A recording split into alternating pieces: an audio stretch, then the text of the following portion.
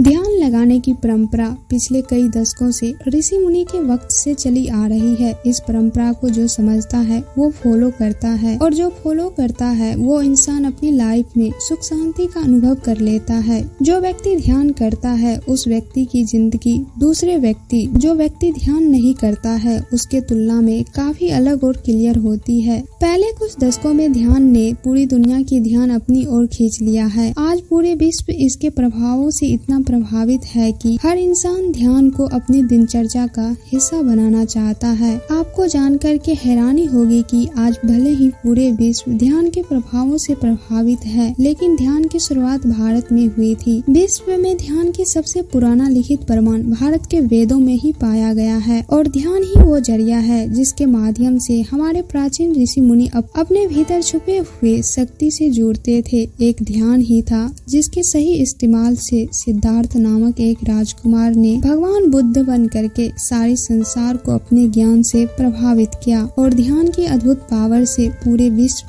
को एक नया परिचय करवाया था। ध्यान जिसके बारे में अधिकतर लोग सोचते हैं कि अपने विचारों पर कंट्रोल पाना होता है, लेकिन असल में ध्यान का असली मकसद यह है कि आपके विचार आपको कंट्रोल न कर पाएं। ध्यान हमें क्यों करना चाहिए? क्योंकि आजकल की टेंशन और भागदौड़ भरी जिंदगी में एक ध्यान ही ऐसी साधन है जिससे हर रोज कुछ मिनट अभ्यास करके न जाने कितने परेशानी से जल्द छुटकारा पाया जा सकता है। ध्यान करने की बहुत सारे फायदा है। ध्यान करने वाले व्यक्ति हमेशा अपनी उम्र से कम दिखते हैं। ध्यान आपको निरोग बनाती है और आपके शरीर में नई ऊर्जा का संचार करता है। ध्यान से आप अपने अवचेतन मन के प्रोग्रामिंग को चेंज करके आप अपने सपने को पूरा कर सकते हैं। अब बात आती है ध्यान लगाए कैसे। वैसे तो ध्यान की बहुत सारी तरीके हैं, लेकिन आप आसान तरीके से शुरुआत कर सकते हैं। सबसे पहले आप किसी शांत जगह का चयन करें, फिर आप पद्मासन या सुखासन अवस्था में बैठे और आंख बंद करके अपनी सांसों की गति पर